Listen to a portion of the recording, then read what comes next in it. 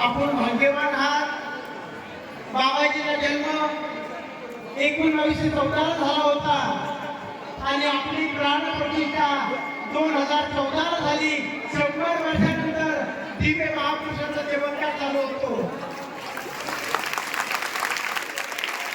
म्हणजे 1914 आणि 2014 ला प्राणप्रतिष्ठा ज्ञानेश्वरात झाली आणि बाबांचं नाव ज्ञानेश्वर बाबा माधवजी बाबांनी दिलं.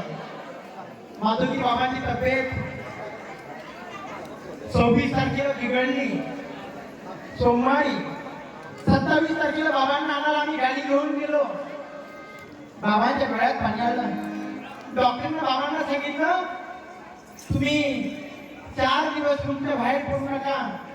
बाबांना तळमळ जेवढे यायचं सगळं सामाईन बाबांचं खुर्ची, बाबांचं टेबल, बाबांचं फलान, बाबांचे पोते आणण्यात आले. 25 तारखेला मुहूर्त रविवारी सामान आणण्यात आलं. बाबांची इच्छा होती यायची.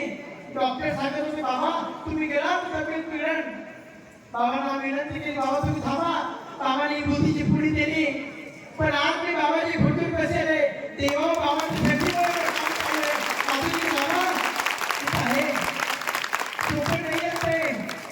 देवा लहान लहान मुलं 2-2 वाजेपर्यंत जिलाबी बुंदी करतात. ही सोपं नाहीये. सकाळच्या 9 वाजेपर्यंत पंक्ती चालू आहे. आमचे लहान लहान लोकांना मुलं स्वयंपाक करणाऱ्या मुलं हातांना फोड आले.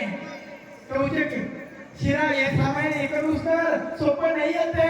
पण बाबाजी जनार्दन स्वामी त्यांच्या अंगात राहून एवढे कार्य करून घेतात. आज आपल्या सर्वांचं प्रेम पाहून पहिल्या दिवशी नागोजी बाबांचं प्रवचन झालं.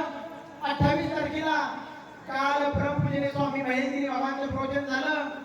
आज आपले सर्वांचे लाडके महामंडळेश्वर शिवगिरी बाबा की 2005 मध्ये 108 कुंडी यज्ञ नेपाळला गेला.